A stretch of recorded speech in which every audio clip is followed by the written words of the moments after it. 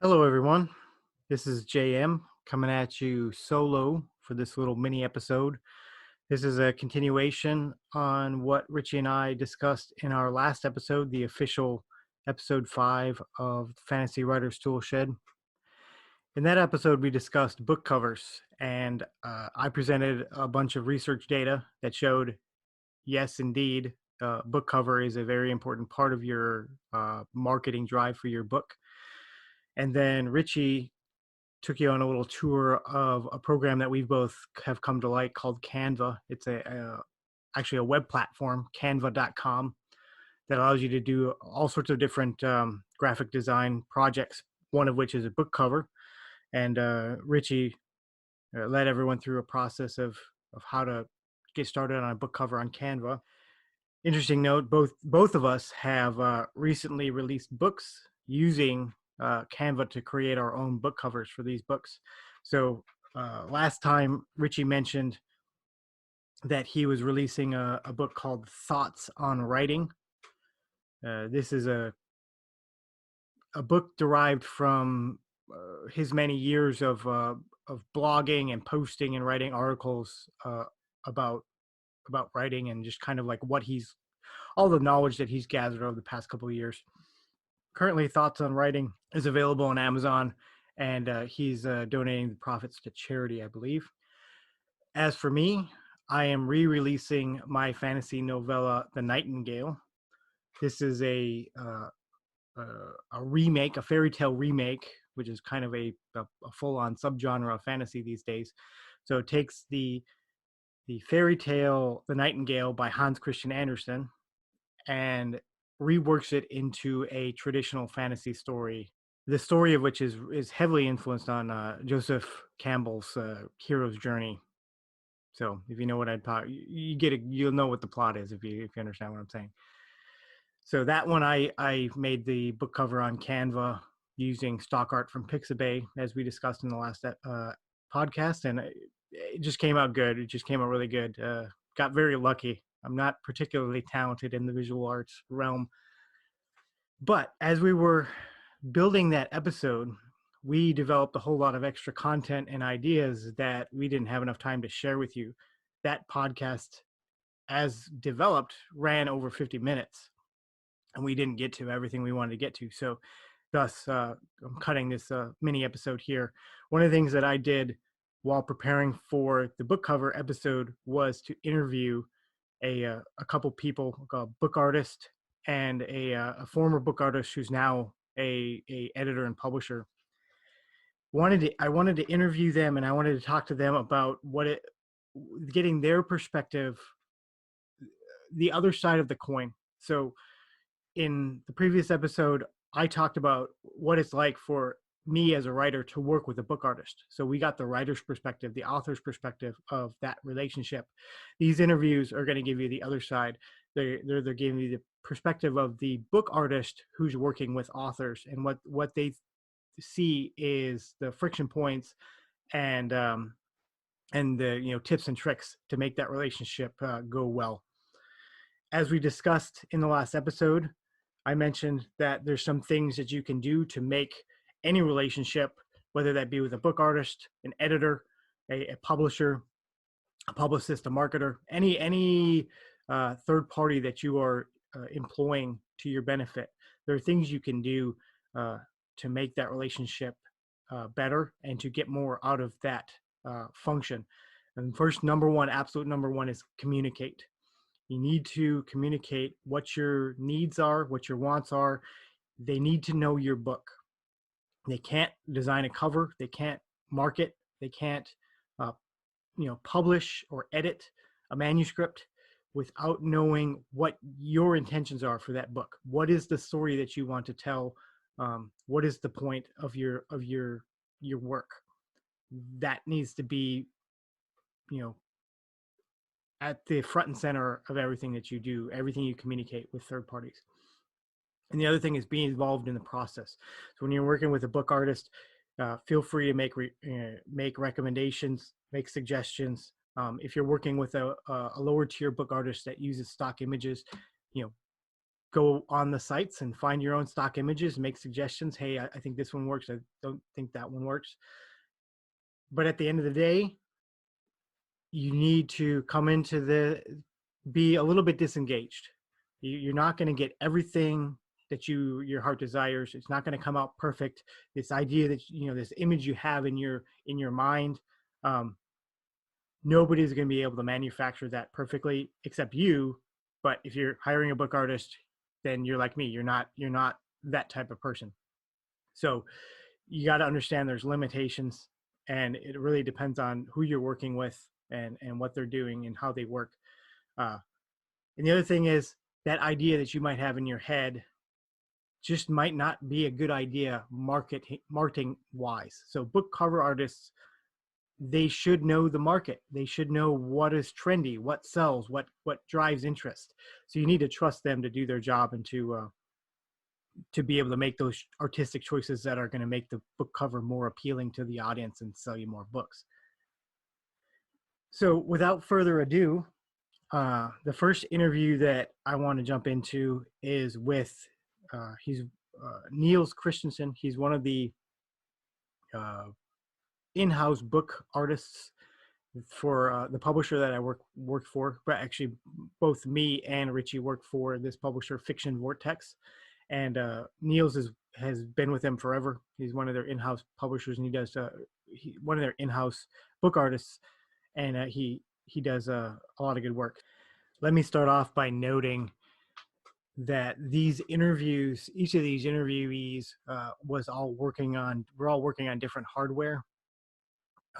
Richie and I both have mid-quality USB mics for podcasting.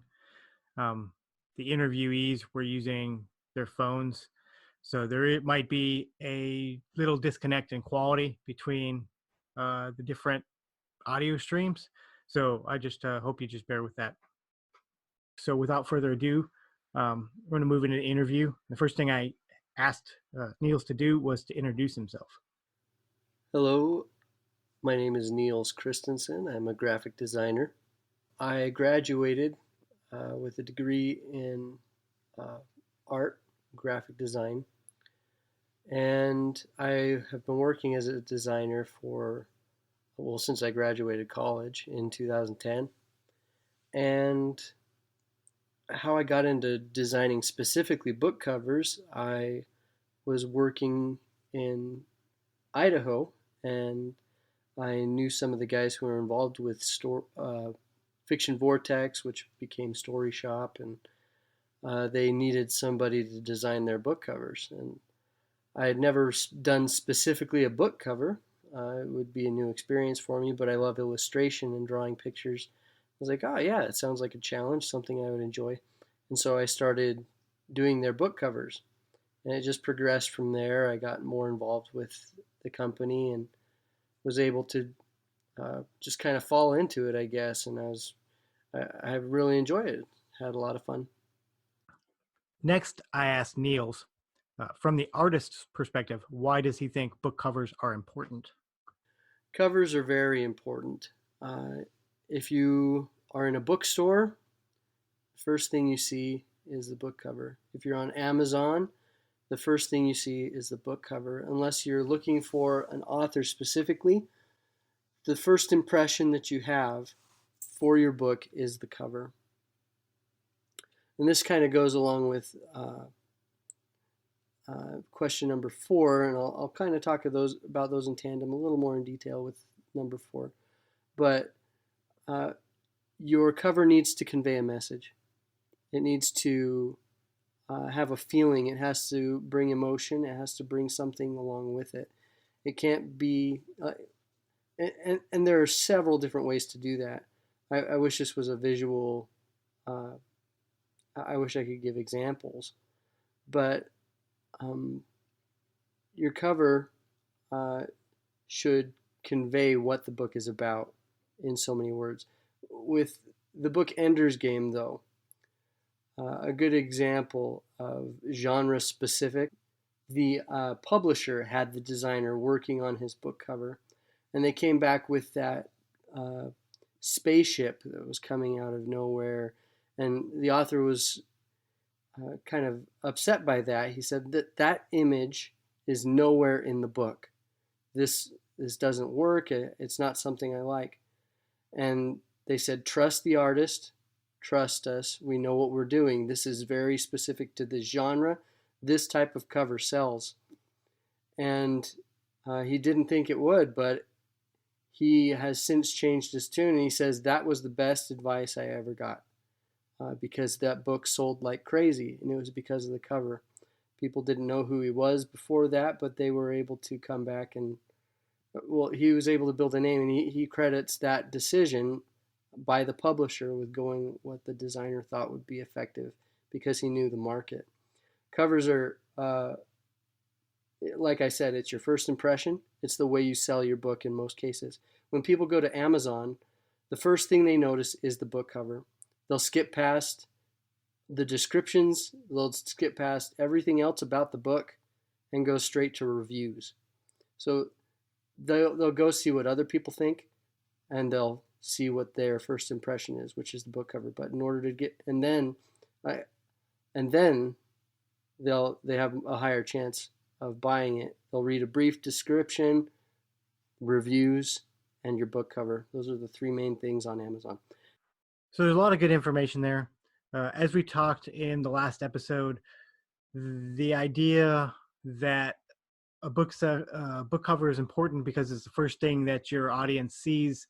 For a long time, it's just been anecdotal evidence, but we showed in the last podcast actual numbers and data that backed that up, that showed a book cover can increase your margins by 30% or more. We also showed, kind of contrary to what Neil said here, reviews are not as important as people think. At least according to the one study that we cited, showed of the three key marketing topics, so book cover, price, and review. Review was rated absolutely lowest in the 10% margin, as opposed to something like 60 or 70% importance for book covers and something like 20 or 30% for price. Reviews were the least important factor. So next in the interview, I asked Niels basically about his process and how he gets started in developing a new book cover. First of all, you want to know what the story is about. Is it fiction? Is it high fantasy? Is it like you want to know? Is it romance? You want to know what the story is about first of all, and that's going to kind of determine. Then you want to know where the characters are or who the characters are.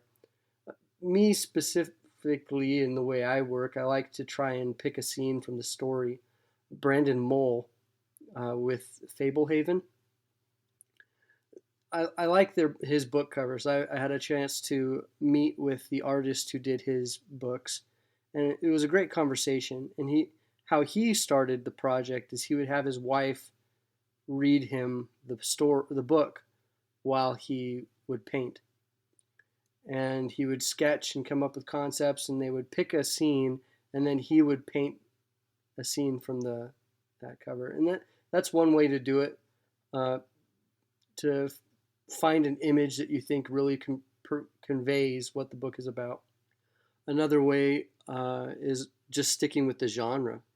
There are a lot of book covers out there that you can buy the book cover before you even write the book. There are pre-made covers, and a lot of people do that. They'll go out and they'll buy a book cover for $150, and then they'll write the story around that. So really, where I start, it's just trying to convey a message, trying to find out what the story is, and then portraying that on the cover of the book. Next, Niels and I dove back into the idea of genre-specific covers, and I asked him just for some examples and some ideas about what certain things might make something appealing to a certain genre. Spaceships fit with sci-fi. magical wisps or fairies fit with fantasy or fairy tales.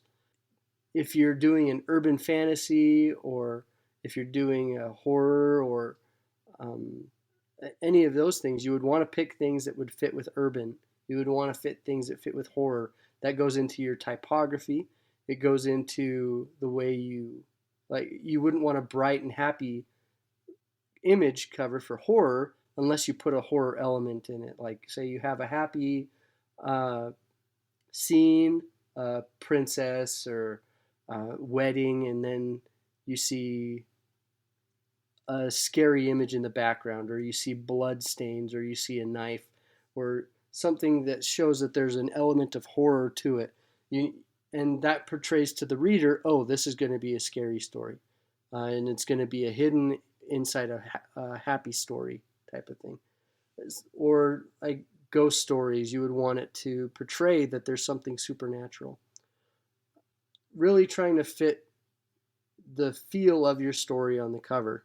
It's your first impression, and people want to read what they want to read, and you want to make sure that they understand what your book is.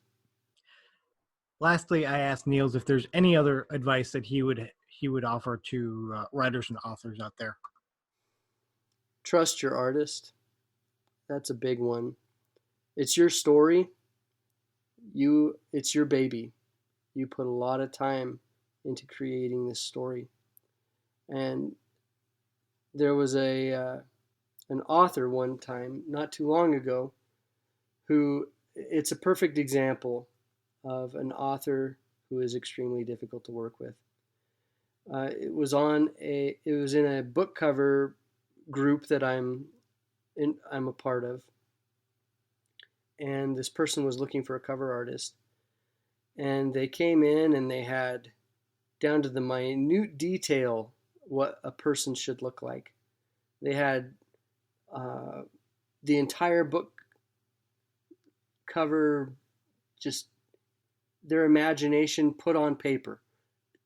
Everything from shades of gray to blue to the wrinkles in a person's face and the expressions, to the images in the background, the haystacks and the trees, and the symbols, like just chapter after chapter after chapter, paragraph and paragraph of what they wanted this book cover to be. And nobody wanted to work with this author because it was his baby. It was something that uh, he wanted to get the picture out of his head on the paper. But I can guarantee you he would never be happy with the result. Um, Trust your artist, and then try to see it from somebody else's perspective.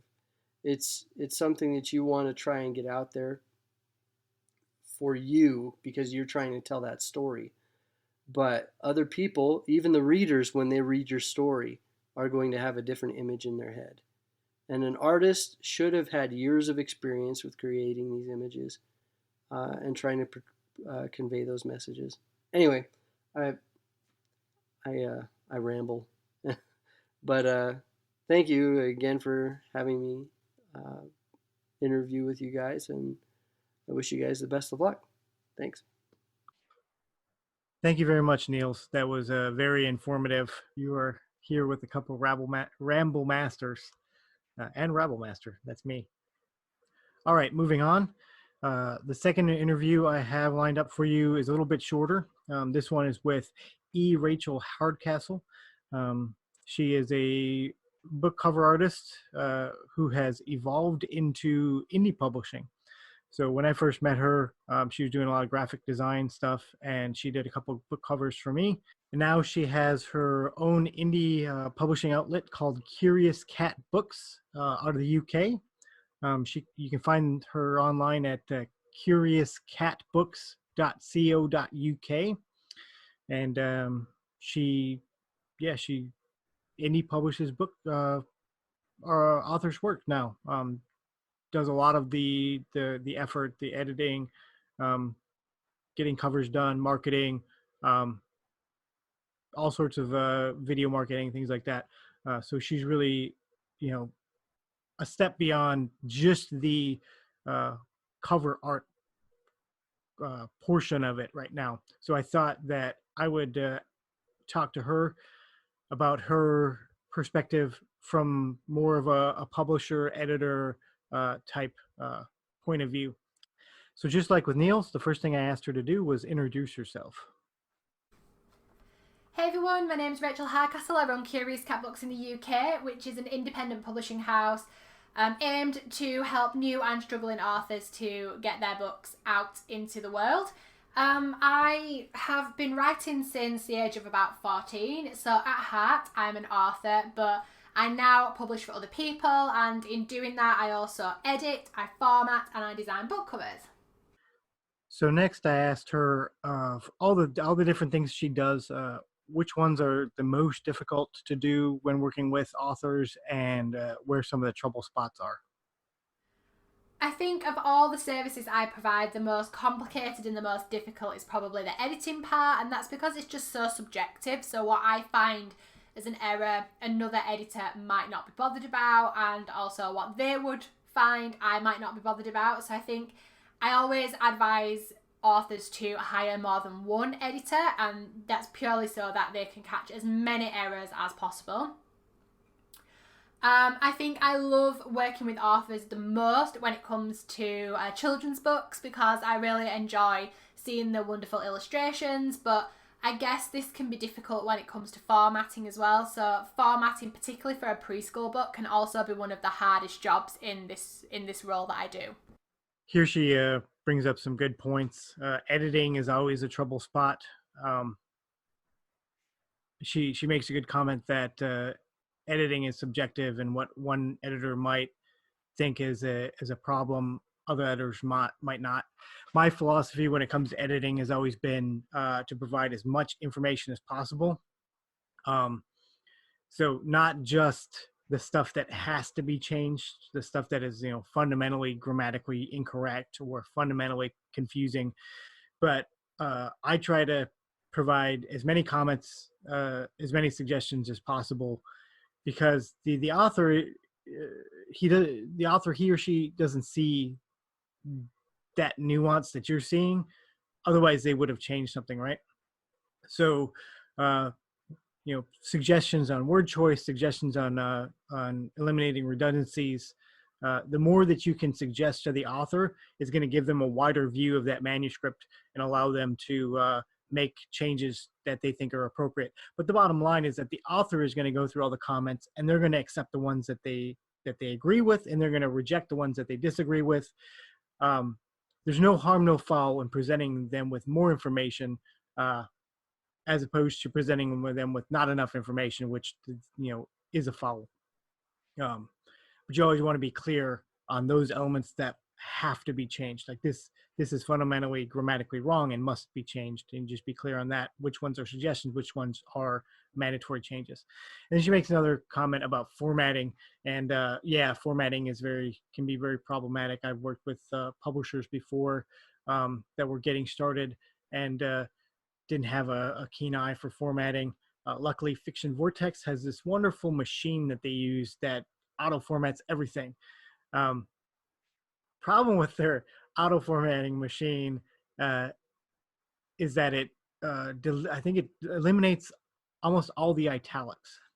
So you get this wonderfully uh, manufactured, properly formatted, brilliantly paperback worthy manuscript, but you got to go through and you got to reset all the italics. For me, for someone who really loves his italics, it can be troublesome. But it saves a lot of the work, all the page breaks and margins and fonts and scene breaks and everything, all comes out crispy and clean. So that's one thing you can do to uh, help your formatting along, or uh, just get a template and build it the way that you like it, like on Microsoft Word, and then just use that template from then on by injecting chapter by chapter the new book that you want to format. Either way is working, but format, can be troublesome. So moving on, I asked her lastly, what other advice does she have for writers and authors? I think the advice I would give to authors about working with cover artists, editors, all the other roles within this industry is just to find people that you really get on with, people that you trust and that you mesh well with, because these people are going to be working on a project that is really close to your heart and it's something that you've put a lot of time and effort into. So it's really important that you find somebody that respects that and who gets your vision. So what I would recommend is that you get kind of some samples from people. You take advantage of any free offers that are going around just so you can get to know that person and the way that they work. Get some samples and then just choose your favourite and go with the one that best fits your needs. If you have any more questions or need further help and advice, you can find me at curiouscatbooks.co.uk, but I'm also on social media at Facebook, Rachael Hardcastle, the same for Instagram, and I'm on Twitter at Hardcastle. Well, thank you very much to Rachael Hardcastle, who, if her social media is any proof, is crazy busy right now with book releases and all sorts of other shenanigans. A lot of good information, a lot of good advice there. And if you have any interest in what she does, you can look her up at her points of contact that she listed there. I will also search out and see if Niels has a portfolio online that I can link to this video or to this podcast. And that about wraps it up for this mini episode. I just didn't want these great interviews to go to waste. So I just repackaged them here for your benefit. If you have any comments, questions about book covers or working with publishers, editors, both Richie and I have a lot of experience with that. Just leave the comments on Facebook or YouTube or any of our social media, and we'll get back to you. Maybe we'll pick one up, question up as a reader question in the next episode. Episode 6 looks like we're going to be looking at prose, getting down into the nitty gritty, talking about the so-called writing rules and just how rigid and binding they are, and when you want to follow them, when you want to make the exceptions, which ones are more important than other ones, and just in general how to clean up your sentence by sentence writing. So until then, thanks for listening, and see you next time.